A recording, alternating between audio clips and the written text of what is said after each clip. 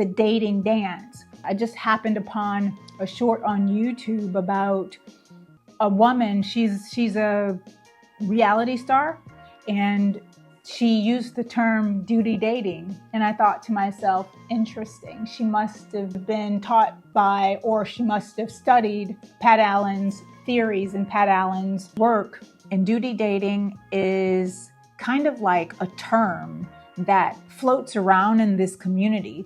I'm going to show you some footage of duty dating. You are all here because you want to get married, right? Right. She's a love doctor. Let's jump in. Who wants to come up? I do. What can I do for you? Dr. Hartley, I'm having the best time. I've read your book, and I've listened to your tapes, and I've practiced and practiced. Good, you have been duty dating. I advise all women to date 3 men at the same time until they're engaged. 3. With 1, you'll get too attached. 2, it's an either or. With 3, you can keep perspective. It works. I've never felt sexier and had so much male attention. The Southern California community that was spearheaded by Pat Allen. I was a part of this community at some point in my developmental journey of uncovering and discovering love. And in this Southern California community, they are expected to engage in performative acts for the purpose of soliciting love, to market one's femininity, that evoke a strategy that promotes the successful coupling with a masculine man. Oh, honey, I can't wait. Kiss, kiss. Darlene. Just a minute. Jill, call my electrolysis. Get me an appointment today. It's an emergency.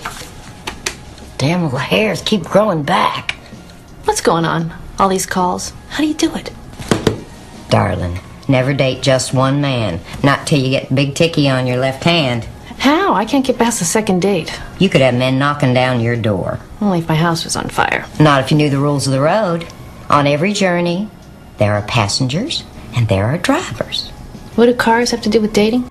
So I also want to emphasize that what I'm talking about I'm talking about these dating rituals. I'm talking about the manner in which women have had to do femininity, the manner in which women have participated, have acquiesced to the role of doing femininity in the hopes of obtaining a mate.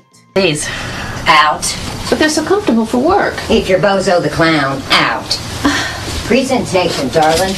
You gotta feel the eyeballs at all times. You never know who's gonna cruise around the next corner. I got nothing to wear with this. No way.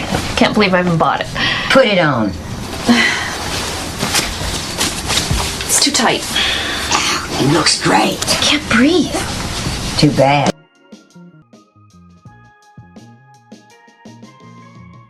So it's like these tactics, of eliciting love, marketing oneself for love, and exhibiting femininity and projecting these scripts for the sake of obtaining love, like soliciting love.